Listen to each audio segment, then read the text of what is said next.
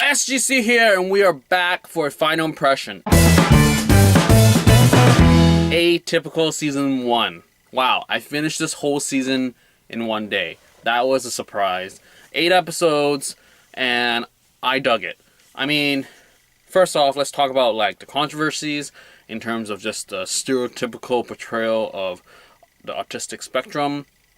People complained about how the whole Sam thing is about how autistic kids, there's this trend going on where autistic kids that are high functioning are actually really, really smart, and there's no everyday portrayal of more typical autistic spectrum individuals. And I agree with that. I think most of our entertainment have this whole crazy messed up part about, oh, he's autistic but he's super smart, dun dun dun, and that's the selling point. We have like a series called The Good Doctor, and that's sort of a rehash of a Korean series that I've also seen, where it's like the guy's super socially awkward and then they find out he's autistic on the spectrum, but yet he's super smart and they hire him as a surgeon. It's like, what?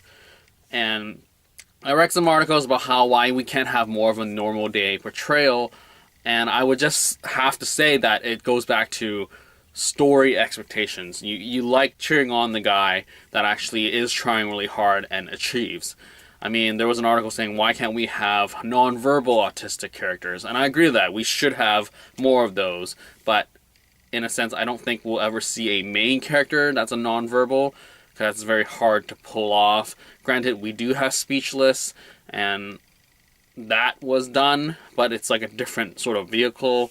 And don't even go to the level of like, why can't we have autistic actors that are actually autistic playing autistic characters?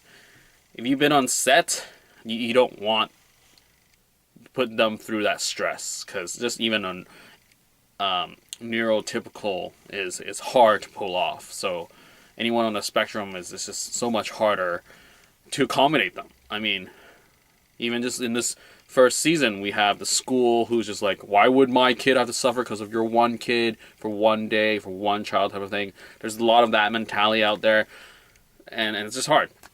Anyways, that's back to the show itself. I enjoyed it, love the chemistry. I enjoyed how it's not a super feel-good thing. We have a lot of problems. The wife gets an affair. The dad actually ran away from home, but he's trying to make up for it. The sister and brother chemistry, like I said, the first impression, I really loved it. And throughout the season, it was great too. And also, just a lot of hard-hitting issues. Just like how Casey has to leave for school, but yet she's been taking care of Sam all this time. How do you justify the leaving, or how do you justify staying? I mean, that's issues that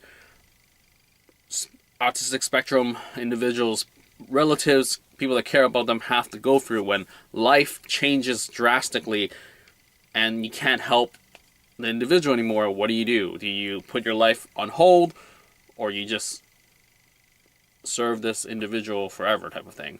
Granted, there's probably different outcomes. I'm trying to be PC about this. I mean, granted, this show could be better, but at the same time, I feel like it did what it needed to do. Granted, there is a slew of different autistic spectrum stories out there, and I think this is a typical one where you meet all the stereotypes and you see how he deals with it. And I think that's just one story, and I feel like if people just watch this with an open mind, where this does not define autistic spectrum at all, but rather just a sliver of how some individuals have to deal with this, some families have to deal with this. And I think hopefully going forward in the new season that we get to see more autistic spectrum characters, because I mean, we do have the help. We do have group therapy where they all have to deal with autistic characters. I mean, there was an autistic character. He was that other kid, Louisa's son. But more would be nice. Maybe different spectrum ones, like nonverbal, what have you. We do have a mention of a 15-year-old speaking 3 lines, like a sentence. That was mind-boggling. Just maybe show him on the screen, show her on the screen. I mean, overall, I enjoyed the chemistry and just what they're trying to send, the message, and just what they deal with. And the whole Julia therapist thing, I think that's very, like, okay, I see it. Like, I see it happening. and it's just like, wow. And then you get your stereotypical outburst of therapist, I don't know what I'm doing. But what it went through, I feel like it's like you see a window into someone's life who's on the spectrum, and yeah, I mean, there was some other problems I read online, how the dad didn't know the people first type of thing, and I didn't have an issue with that, because like the dad was already set up in a sense where he's so removed from this, he doesn't want to deal with it, that he would be less informed than his wife, because he hasn't gone to therapy, and he also ran away from home type of thing. So that was alright for me. Anyways, I enjoyed this first season, enjoyed the characters, and I think acting wise, I am biased because this is just autistic spectrum for me. So I enjoyed Sam's performance, and if you are an individual who actually knows personally autistic spectrum individuals, maybe it's a bad portrayal, so I apologize for that.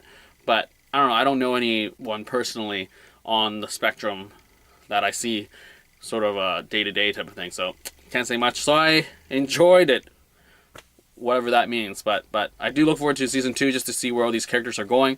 And I think it's filmed in a way, for me per se, where you know from the first episode the potential sort of story arcs, like the mom cheating and stuff, but I just like to see it unfold, and that's what I think propelled me to finish all 8 episodes in one day. I don't normally do that anymore, nor any show really compel me to finish it. Granted, Alter Carbon did go through half the season in one day, but I think I was just getting tired. But anyways, enough rambling. I enjoyed it for what it was. Yeah, that's it for this final impression for Atypical Season 1. Out.